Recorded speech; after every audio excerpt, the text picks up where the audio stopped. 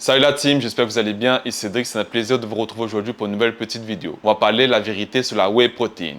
Avant de continuer, comme d'habitude, n'oublie pas de t'abonner à la chaîne, active notification, petit pouce bleu, ça fait toujours plaisir. Alors, qu'est-ce que c'est la whey protein? La whey protein, c'est du lactosérum ou du petit lait. C'est la même chose, c'est juste du petit lait tout simplement. Comment on produit la whey protein? On va prendre des vaches, plein de vaches. On va prendre le lait.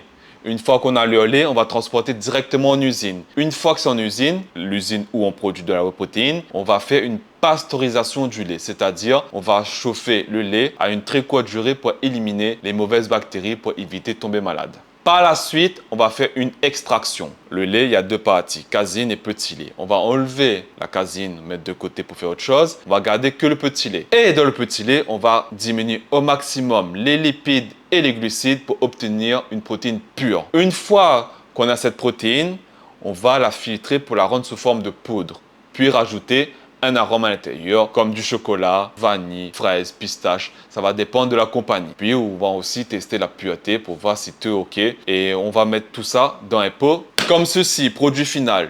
Vous voyez, là, c'est vraiment un protocole de A à Z qui est suivi. Voilà comment on produit de la whey protein. Attention, ceux qui vont me dire que c'est un produit de ci, cela. Non, point barre. C'est quoi son rôle? Tout d'abord, une personne sédentaire doit consommer 0,8 g par kilopoids de corps de protéines. Prenons un homme de 60 kg. On va faire 60 fois 0,8 g par kilopoids de corps égale 40 g de protéines. Et 40 g de protéines, valeur nutritionnelle, équivaut 170 g de viande. C'est pas énorme, donc c'est largement faisable de consommer 170 g de viande sur la journée. Si tu as un objectif de prise de masse musculaire, là c'est autre chose. On va carrément monter à 2 g par kilopoids de corps. Là, on est déjà pas mal. On va toujours garder le même exemple. L'homme qui pèse 60 kg. On va faire 60 kg x 2 égale 120 g de protéines. Valeur nutritionnelle, attention, pas le poids d'aliment. 120 g de protéines journaliers. Ça équivaut à peu près 500 g de viande. Là, je prends vraiment la protéine animale. Mais il y a aussi de la protéine dans le végétaux comme quinoa, millet, pâtes complètes, lentilles, haricots, etc.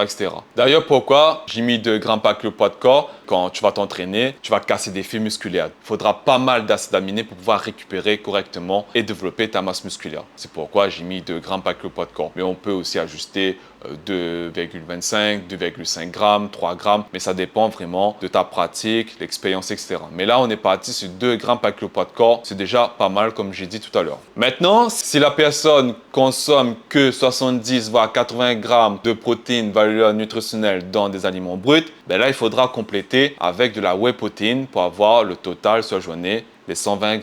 Là, c'est son rôle, c'est compléter le manque de protéines, d'où le nom complément alimentaire. Voilà, c'est quoi son rôle principal, compléter. Par contre, si le gars qui pèse 60 kg arrive à son quota de protéines qu'avec des aliments bruts, il n'y a pas besoin de whey protein, vu que tu as atteint ton quota de protéines comme en consommant des produits bruts. Donc, c'est très bien aussi, c'est nickel. Et un autre point aussi, si un gars pratique depuis pas mal d'années, qui a une bonne masse musculaire, qui pèse 90-95 kg, ben là, si on regarde 2 g par kilopoids de corps, ça fera 180-190 g à consommer sur la journée. Là, consommer 750 g, voire 800 g de viande, bonjour à la digestion. Il faudra ajuster le ratio, manger des aliments bruts et compléter avec de la whey protein pour avoir un confort digestif. C'est très important aussi d'avoir un confort digestif parce que trop de protéines solides, ça peut être contre-productif. Donc, très important à savoir aussi. Mais ça, en général, les gars qui pratiquent depuis pas mal d'années, qui ont un peu d'expérience dans l'alimentation et l'entraînement, ils savent déjà ce protocole-là.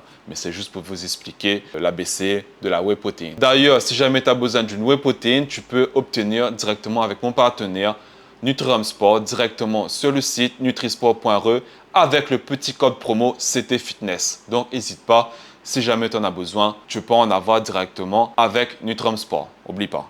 Est-ce qu'il y a des dangers en consommant la whey protein? Si tu es en très bonne santé, il n'y a aucun souci à consommer de la whey protein. Par contre, si tu as des soucis au niveau rénal ou bien allergie, consulte ton médecin et lui te dira tous les protocoles à suivre. Et si tu es en très bonne santé, tu n'as aucun souci à te faire là-dessus. Ça passe crème. Parce que j'entends souvent, les gens ils viennent me voir, Cédric, oui, mais la protéine, tu sais, ça abîme les reins, nanana. Là, je suis là devant la personne, je fais tes... Et là, je lui dis, arrête, écoute de mon, parce que là, c'est n'importe quoi. Vous êtes en bonne santé? Oui. Mais alors, tu peux en consommer des protéines. Bah, n'est pas docteur, Zot. Arrête de coup de banane. Ah, t'es. Donc voilà, la petite vidéo est terminée. J'espère que ça t'a plu. Dis-moi en commentaire si tu consommes la whey protein. Comme ça, on pourra échanger un petit peu ensemble. Et je te dis à bientôt pour une prochaine vidéo. Oublie pas, entraîne bien. I'm just fucking lit, man. I'm just fucking lit.